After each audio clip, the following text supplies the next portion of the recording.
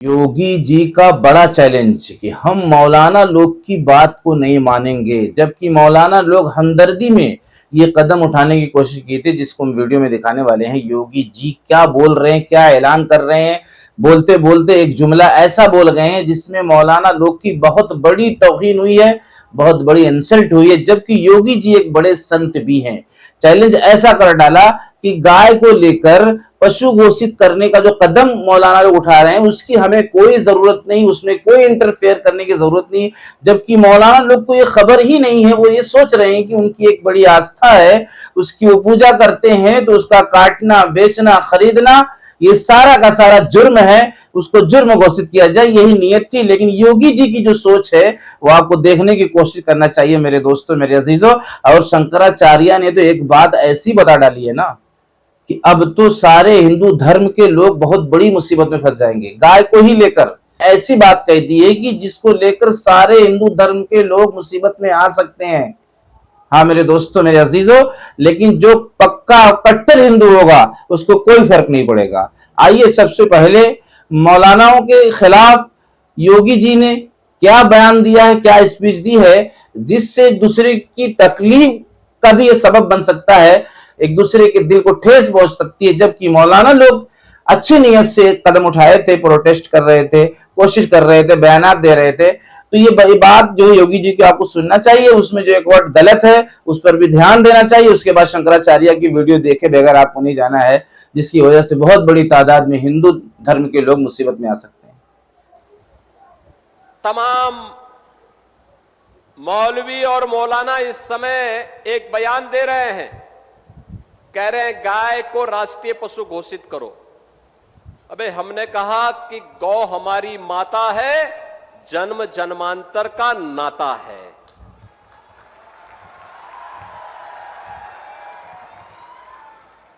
क्या मां और पुत्र के बीच में कुछ घोषित करने की आवश्यकता पड़ती है क्या?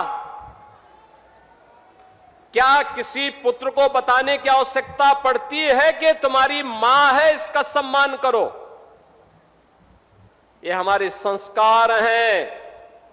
हमने अपनी मां के बारे में जो सम्मान का भाव रखते हैं वह भी, और हमने गाय को माता माना है, तो गाय तो हमारे लिए माता है, वह पशु नहीं। पशु तुम्हारी बुद्धि है जो तुम हमारी गौ माता को पशु बोलते हो।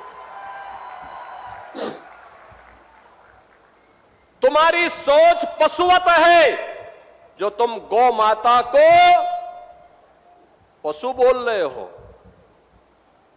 और तुम्हारा ये दोगलापन है कि जो एक और गौ कसी को प्रश्रय देते हो। मैं पूछना चाहता हूं, ये वही लोग हैं जो हमारी गौ माता को कह रहे हैं कि राष्ट्रीय पशु नहीं। अरे गौ माता तो स्वघोषित राष्ट्र माता है, उसको किसी को राष्ट्र माता घोषित करने की आवश्यकता नहीं। वैसे ही जैसे हमारी माता के बारे में किसी को परिचय देने की आवश्यकता नहीं पड़ती, जैसे गंगा माता के बारे में किसी को परिचय देने की आवश्यकता नहीं। मेरे दोस्तों, मेरे अजीजों, ये बयान इनका बहुत लंबा है, लेकिन मुख्तसर में करके मैंने दिखाने की कोशिश की। अब अपनी राय आप कमेंट सेक्शन में रखो कि यहाँ गलतियां क्या क्या हुई हैं।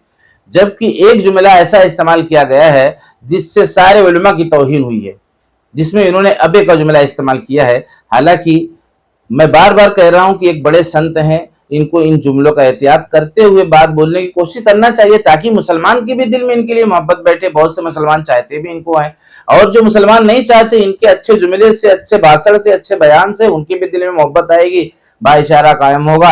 आप हमेशा कुर्सी पर बैठो, अगर सारे लोग के हक में, सबके लिए बराबर का इंसाफ है तो कोई परेशानी की बात नहीं है, आपकी सरकार रहना चाहिए। हाँ, अगर आप मौलानाओं के मौफिक भी उनको कुछ समझाने के लिए, उनकी हमदर्दी में कोई बयान दे रहे हैं तो ये चीज कबूल की जाएगी। लेकिन अगर उनकी तौहीन की जा रही है, उन पर ऐसे जुमले बोले जा रहे हैं जो नाकाबिले बर्दाश्त हैं, इसलिए कि उनका एक बड़ा मुकाम है, एक बड़ा दर्जा है, अच्छे खासे लोग उनके आगे पीछे चलते हैं, तो आप अपने मंच से अगर इस तरह की भाषा इस्तेमाल करते हैं तो ये देश में देश के माहौल को खराब होने की उम्मीद है। और आप जैसे संत लोग के जरिए से देश का माहौल अगर खराब हो रहा है तो बहुत ज्यादा पछताने की बात है। इसलिए कि संत जो होता है वो बिगड़े हुए माहौल को सुधार देता है, भाईचारा को कायम करता है। अगर किसी से कोई गलती भी हो जाए तो उसको जो है एहसास दिलाता है, ना कि उस पर ऐसे जुमले का इस्तेमाल हो जिससे वो बंदा और टूट जाए। और बहुत सी चीजें ऐसी हैं जो आपकी बहुत बेहतर है, बहुत अच्छी हैं, लेकिन कुछ चीजें ऐसी हैं जो हिंदू मुसलमान को एक नहीं कर पा रही किसी भी हाल में, किसी भी कीमत पे। इसलिए इस पर थोड़ा सा आप अगर कोशिश करें तो बहुत बड़ी बात बन जाएगी, बहुत बड़ा भाईचारा जो है हिंदुस्तान के अंदर देखने को मिलेगा। तो ये मेरी राय थी नागरिक होने की हैसियत से कि किसी के दिल को ठेस पहुंचाने के लिए कोई ऐसा भाषण न दिया जाए जिससे मुसलमान तबका और दूर हो। आपको ऐसी कोशिश करना चाहिए कि सब आपके साथ जुट जाएं और आप सबके साथ बराबर का और इंसाफ का मामला करें, चाहे वो भाषा में आप बात कर रहे हो, चाहे गैर मामले में, चाहे कोई इस तरीके का जुर्म किसी ने कर दिया मुसलमान ने और जिस हिंदू ने कर दिया, सबके साथ बराबरी का मामला अगर हो तो इंशाअल्लाह हम सब के रब की जात से उम्मीद है कि आपको कोई हरा नहीं सकता। और आपके जीतने से अगर हिंदू को कोई नुकसान नहीं, मुसलमान को कोई नुकसान नहीं है, तो फिर आपको ही जीतना चाहिए। हाँ, एक मुसलमान होने की हैसियत से एक बड़ा मशवरा, एक बड़ी राय मैं देने की कोशिश किया हूं। अब आइए शंकराचार्य की वो वीडियो देखने की कोशिश करिए कि शंकराचार्य ने दूध के बारे में क्या कह दिया। गौ हमारी माता है तो हम उनका दूध क्यों बेचते हैं और खरीदते हैं?